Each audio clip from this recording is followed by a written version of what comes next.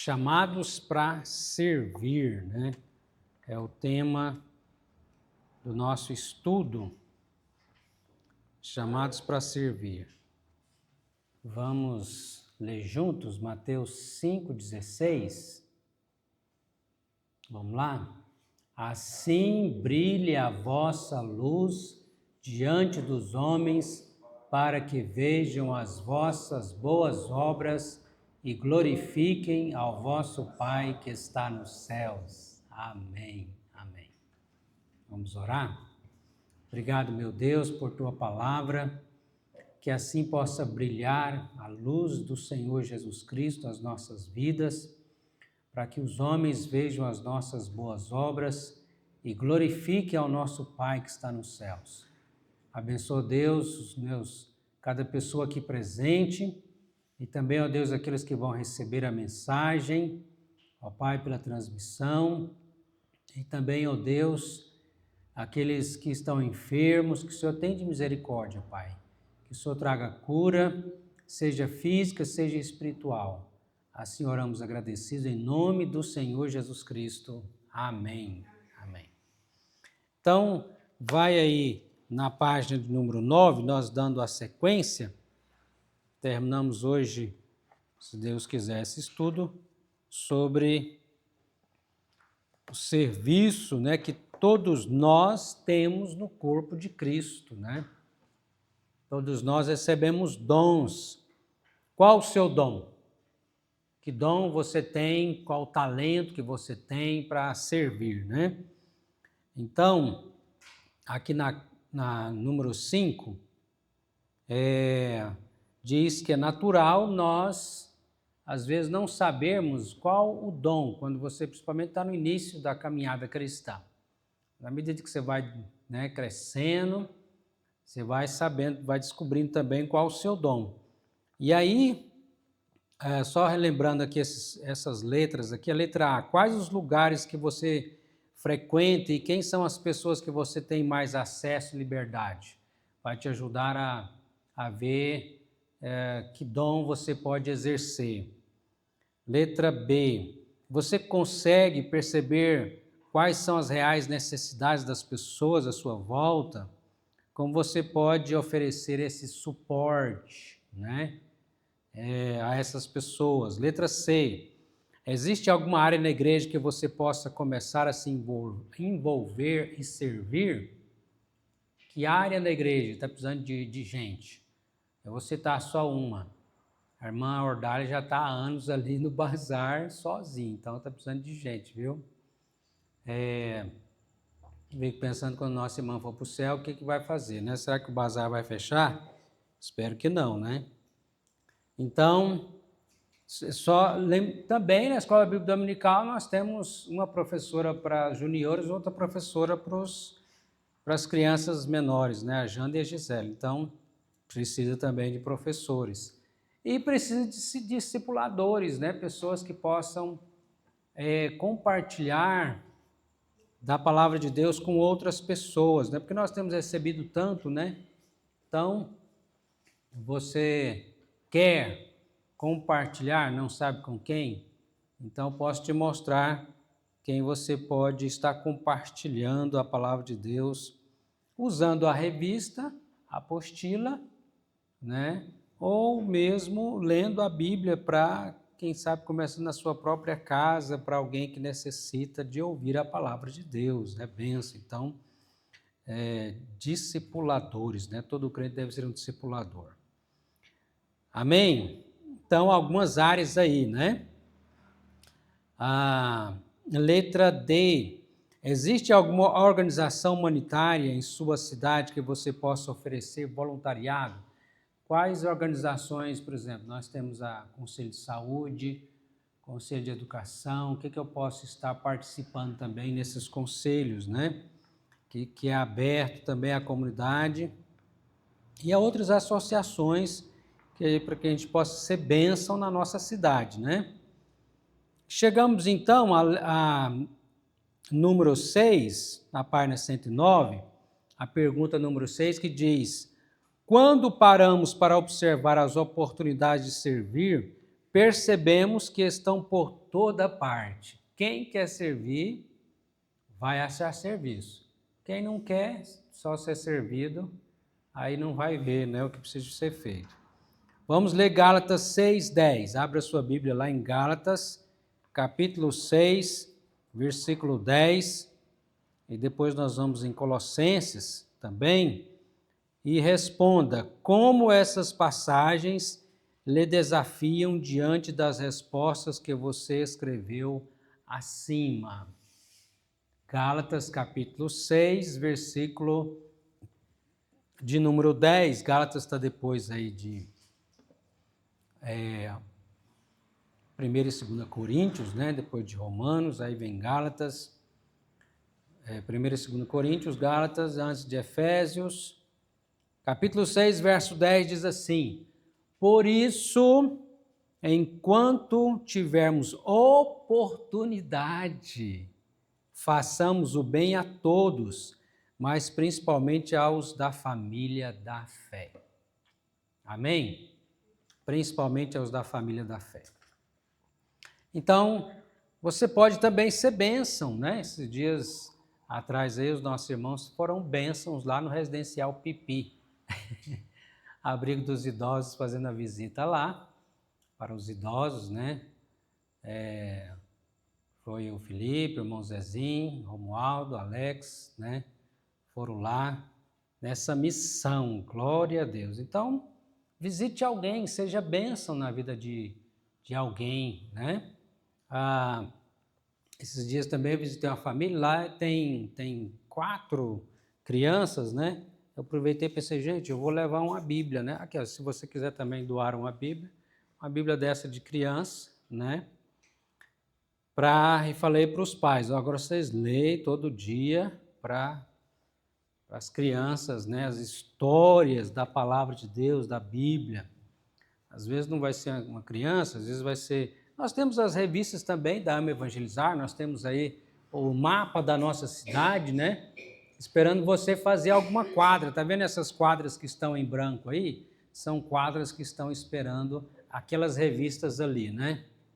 Que tem bastante aqui, né? Romualdo, graças a Deus, e lembro também do irmão Mateus, eles ajudaram bastante carimbando essas revistas aqui, né? Para a gente distribuir o endereço da igreja, né? O endereço da igreja. A gente distribuir na nossa cidade aí. Tem muitas caixas. Então, dessas revistas, para você ser uma bênção na vida de outras pessoas. Está vendo o que diz o verso 10? Por isso, enquanto tiver a oportunidade, façamos o bem a todos. Faça o bem, né? Faça o bem. Inclusive, eu até citei um dia desse na pregação aí sobre aquele filme A Corrente do Bem. Já assistiu? Recomendo assistir esse filme, A Corrente do Bem, né? É um filme que realmente vale a pena ser assistido, né? Agora vamos no texto de Colossenses, capítulo 4, versículo de número 5. Colossenses, capítulo de número 4, versículo de número 5. Colossenses está um pouco mais na frente aí. Depois de Filipenses, capítulo 4, versículo 5.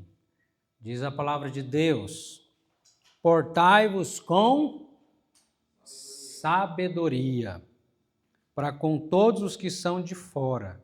Aproveitai as oportunidades, né? Ajudamos, né? Fazer o bem, né? Esses dias, deixa eu contar um negócio que foi até uma parte cômica, né? Vou dizer meio engraçado. Fui lá no postinho, aí fui de carro. Que eu tinha que fazer outras coisas também. Esse postinho aqui em cima, aqui, né? Aí, quando eu estava descendo, ia lá na prefeitura. Aí estava descendo, quem eu encontrei subindo a rua no meio da rua, da pista, de cadeira de roda, tocando a cadeira de costa. Um que de volta e meia vai lá no postinho lá para fazer curativo, né? Ele só tem amputou uma perna, aí ele ia de costa na cadeira de roda, empurrando com a perna, ele ia empurrando, subindo desse jeito, né? Eu já tinha pegado o zap dele um dia desse, que ele foi lá no postinho, outra pessoa tinha levado ele, e dessa vez estava subindo. Gente, mas no meio, quando eu desci assim, de carro, ele no meio, passei, aí parei um pouco mais na frente, fiquei olhando aquela cena, ele subindo, olhando pelo retroprojetor, pensei, meu Deus, o que eu faço? Aí eu pensei, se fosse eu, o que eu faria por... Né? O que eu gostaria que fizesse por mim? Tive que contornar o carro, parar perto dele, falei, você quer que eu cabo de... Você está indo no postinho? Ah, é. Quer que eu cabo de levar você lá? Quero. Aí parei o carro, desci, acabei de chegar com ele lá no posto de saúde lá. Mas correndo um perigo, né, no meio da rua. Mesmo se não tivesse mesmo da rua, mas o que eu gosto? Então, a oportunidade, né, gente? A oportunidade está pipocando. A minha vontade era descer, não, deixa, já está, né? Já, deixa ele, tem outras coisas, estou com pressa, né? Como a nossa tentação de fazer igual o levita e o sacerdote, né? Que viu o homem lá caído no chão lá. E, não, eu tenho outras obrigações, certamente eles tinham, né? E deixou o coitado do homem lá no chão lá. Aí veio o samaritano, passou e acudiu, né? Mas que Deus nos ajude a fazer o bem, a aproveitar as oportunidades. Então, elas vão surgir, né, irmãos? Vão surgir. E aí, quem que Deus vai usar? Fala assim, eu. Né? Deus quer usar a sua vida, né? Para ser um canal de bênção para a vida de outras pessoas. Porque você já tem sido abençoado, amém? Sim ou não? Nós estamos sendo abençoados por Deus. E é muito, não é? É muita bênção. Então, vamos repartir as bênçãos que Deus tem nos dado, né? Então, aí a pergunta que você pode responder aí no livro, Crescimento Integral, como essas passagens lhe desafiam diante das respostas que você escreveu assim. Então, depois vocês completam aí. Página 110, número 7. Quais os principais obstáculos para que os seus dons, talentos e oportunidades sejam usados na igreja e na sociedade? Como você pode superá-los? Quais obstáculos? Você tem algum obstáculo? Para que seus dons, talentos e oportunidades sejam usados, seja na igreja ou seja na sociedade? Tem algum obstáculo para você desenvolver o dom, o talento, a oportunidade que Deus está te dando? Alguém está te barrando para fazer? Não, né? Eu espero que não. Muitas vezes, o obstáculo está na onde, gente? Está em mim, está em nós, está no eu. O obstáculo, às vezes, é o medo, às vezes é o egoísmo, às vezes é uma preocupação só comigo mesmo, né? Às vezes falta de amor ao próximo, então, às vezes o obstáculo está em mim. Qual o obstáculo para mim? Nós insistimos tanto aqui no discipulado, né? Discipular alguém, ler a Bíblia para alguém. Tem alguém que está te impedindo? Não, eu gosto de ler a Bíblia para fulano, mas tem um obstáculo me impedindo, tem gente que me impede, eu tenho um Satanás que está me impedindo de fazer isso. Não tem. Qual obstáculo, então? É você. Você é o próprio obstáculo, né? Eu tenho certeza que tem muita gente esperando que você e eu possa ser um canal de bênção lendo a Bíblia para ele. Eu vim aqui para fazer uma leitura para você e fazer uma oração, né? Só de fazer isso, você já vai ser uma bênção. Às vezes começando dentro da própria casa, né? Nossa própria casa, e assim expandindo, né? Sendo um instrumento nas mãos do Senhor. Amém? E aí ele fala aí, ó, como você pode superá-lo? Então, peça a Deus, Deus, me dá um coração cheio de amor e compaixão, né, pelo meu próximo. E obediência ao Senhor, né? A número 8. Talvez seja difícil para você falar sobre Jesus para seus parentes, amigos e vizinhos. No Salmo 105, versículo 2, somos convidados a narrar as maravilhas de Deus. Essa pode ser uma forma simples de você começar a compartilhar sua fé com os outros. Uma narrativa do que Jesus tem feito por você. Pense no antes, sua vida sem Jesus. Pense na sua entrega, a experiência de rendição a Ele. E pense no que tem mudado. Agora junte o antes, a entrega e as mudanças e escreva uma breve história do que Deus tem feito por você. Então tá aí, você poder contar a sua história de conversão, né? Consegue fazer isso em 1 minuto? Contar como que era a sua vida antes de ter um encontro com Jesus, como foi o seu encontro com Jesus e quais foram as mudanças que ocorreram, como é a sua vida agora. Então, é uma bênção, né? E isso, de fato, vai ser abençoador para a vida de outras pessoas, pois quando elas ouvem nosso testemunho, Deus fez isso na vida dele, na vida dela, então pode fazer na minha vida também, né? Amém? Então não deixe de escrever aí, né? Escreva, se não for aqui, talvez em outro lugar, mas escreva o testemunho da sua conversão. Amém? Falando em testemunho de conversão, quem gostaria de dar o seu testemunho de conversão? Resumidamente, né?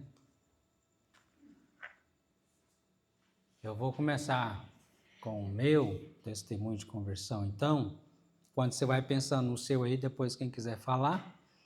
Eu fui criado desde pequeno dentro da igreja, lá em Barbacena, em Carmo do Rio Verde.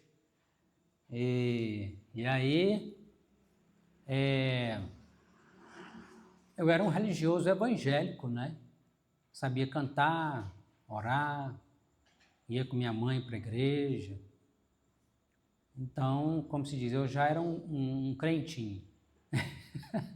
Filho de crente, mas foi quando eu entendi que eu era um pecador perdido, mesmo estando dentro da igreja, porque eu ouvia falar que Jesus Cristo morreu na cruz para nos salvar, que Ele é o Salvador, né?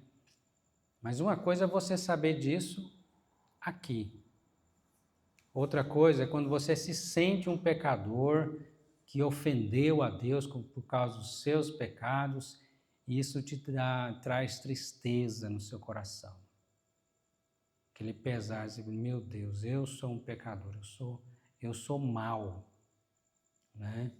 E aí foi quando eu entendi, não só na mente, mas no coração, nas emoções, passei de fato a ter um apreço e um amor por Jesus como nunca antes, porque aí eu entendi que a cruz, a morte dele na cruz foi por causa do meu pecado.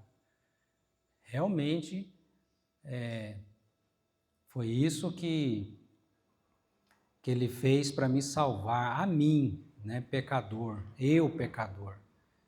E aí entendi, aí não só racionalmente, mas entendi a obra de Cristo, a sua morte, né? E aí mudou de dentro para fora, coração, né? Aí não era apenas um religioso, evangélico. Passei de fato a ser um convertido. Se você perguntar que dia, quando foi, eu não sei exatamente, mas eu sei que isso aconteceu na minha vida, né? Deus fez essa obra no meu coração. E eu sou grato a Deus, né? Porque Jesus é o meu Senhor e meu Salvador. É a pessoa mais importante para mim, né?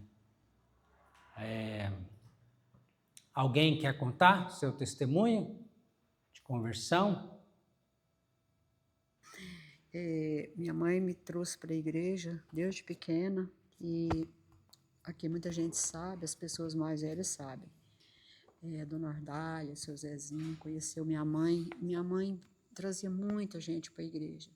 A Dona Helena mesmo foi minha mãe que trouxe ela para a igreja. Então, assim, até 18 anos eu já estava preparando para casar, eu não tinha sido batizada. Como é que chamava sua mãe? Alvina Soares Hall. Ela que trouxe a Dona Helena. Foi. Até os 18 anos você não tinha batizado? Não. Aí minha mãe, eu preparando para casar, minha mãe falou, mas minha filha, você tem que batizar. E eu assim meio que com o pé atrás, querendo casar, querendo ir em festa. Falei, mas se eu batizar, não vou poder ir nas festas.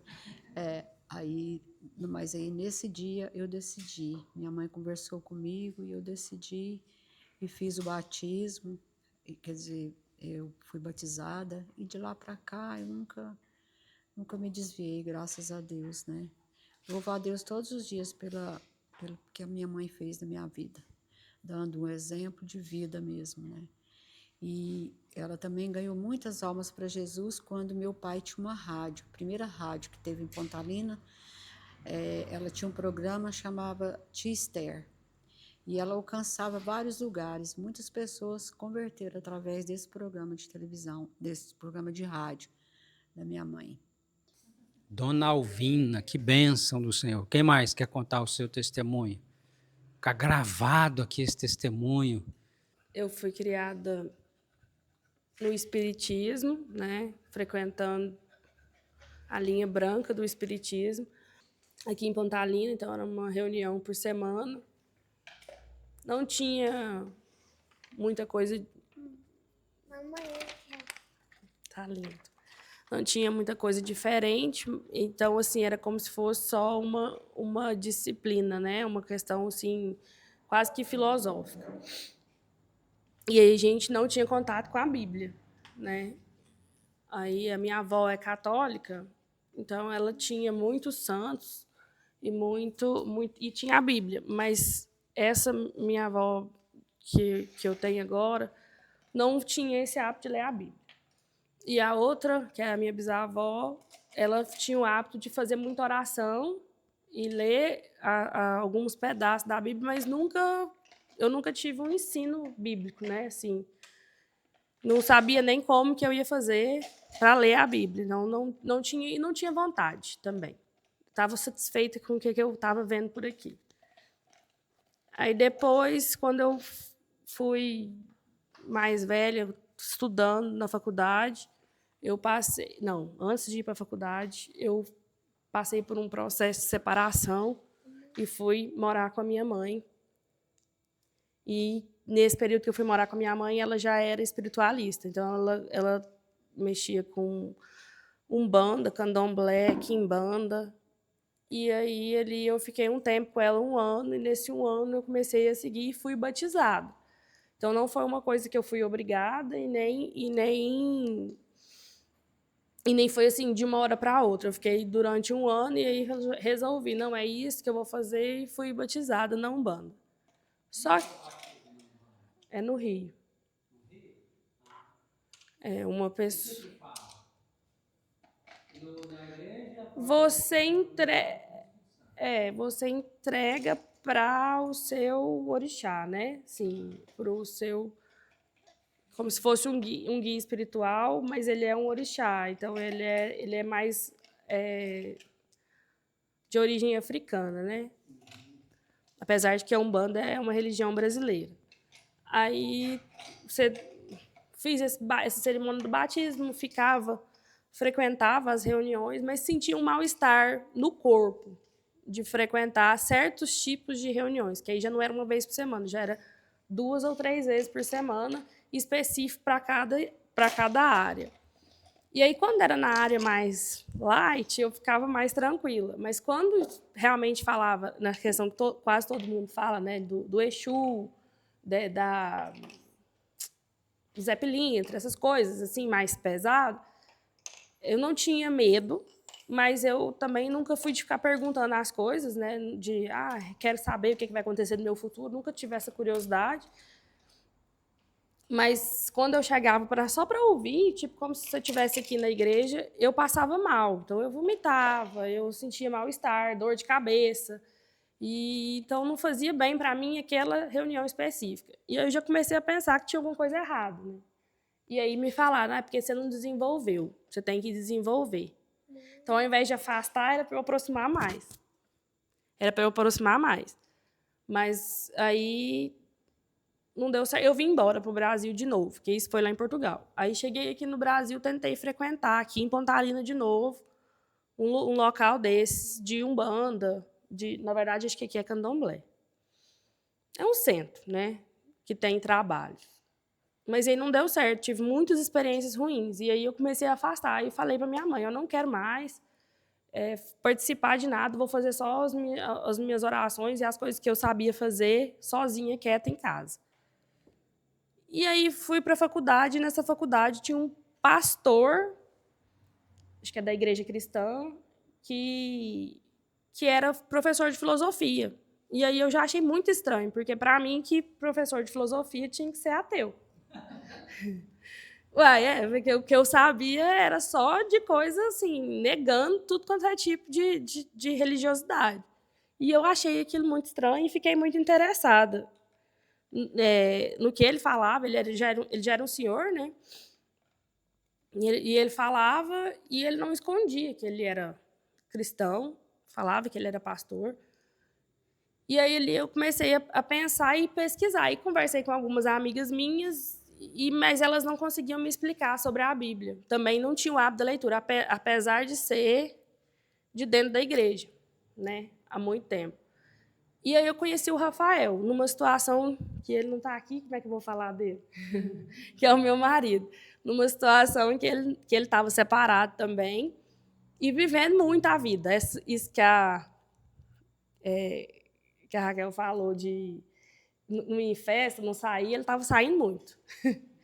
E aí ele tem uma facilidade de contar a questão da Bíblia, porque ele leu e ele estudou muito tempo. E aí ele me contou, aí ele foi me contando e eu fui interessando pelo jeito que ele contava. E aí eu fui e comecei a frequentar a igreja presbiteriana Maranata lá na Praça do Ratinho. E aí ele ficava assim, você tem que aceitar Jesus. E ele querendo me forçar. Goiânia. Ele querendo me forçar, assim, você já viu o que é isso? Então, você não está certa disso? E aí eu falava assim, não. Aí uma hora eu falei para ele, assim, eu acho que eu tô, mas assim, vou te falar bem a verdade, acho que você põe mais dúvida em mim. Sabendo esse tanto de coisa, vivendo essa vida que você está vivendo, não dá. Eu não sei. Né, se você sabe. Aí ele falou, realmente. Aí a gente começou a mudar, né? Um e o outro, mudar junto. Só que eu estava aprendendo, ele já sabia, ele estava só retornando.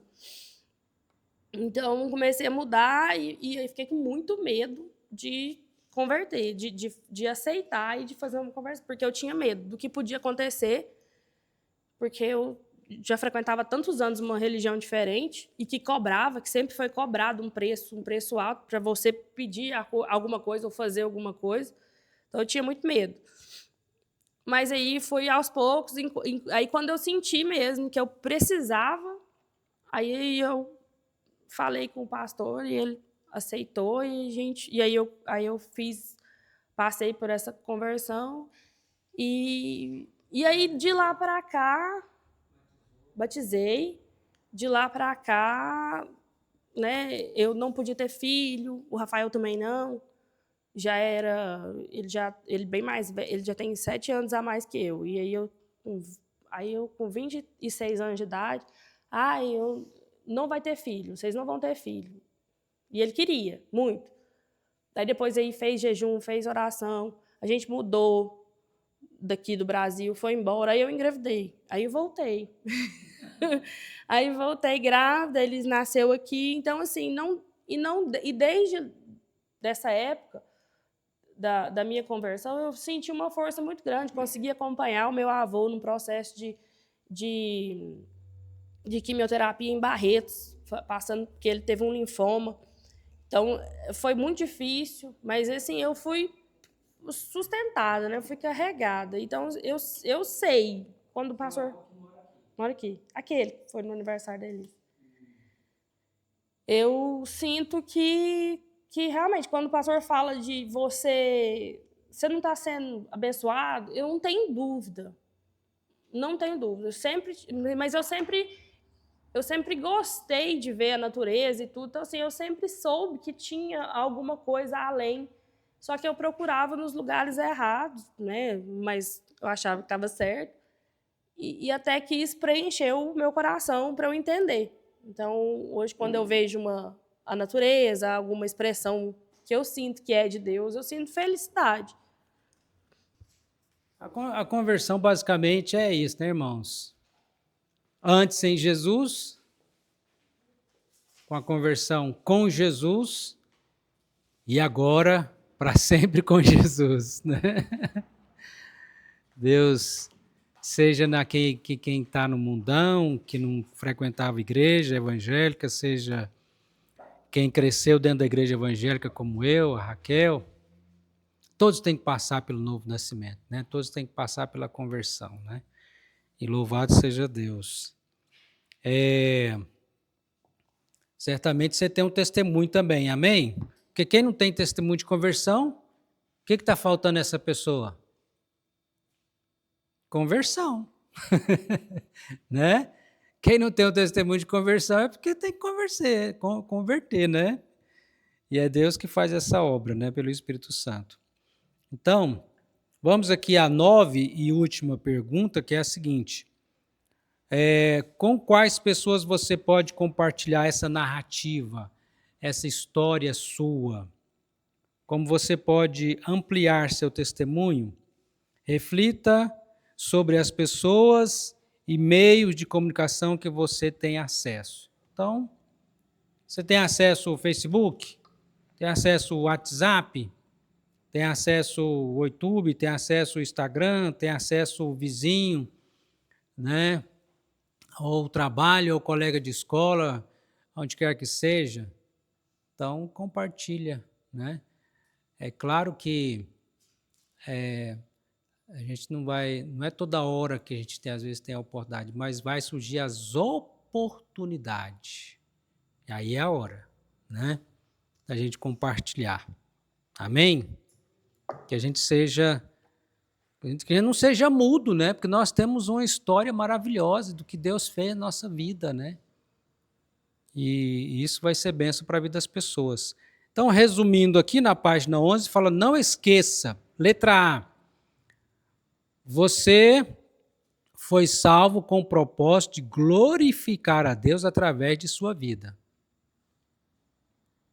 Letra B, como sal da terra e luz do mundo, as pessoas ao seu redor serão impactadas pelas boas obras que você realizará em Deus. Então,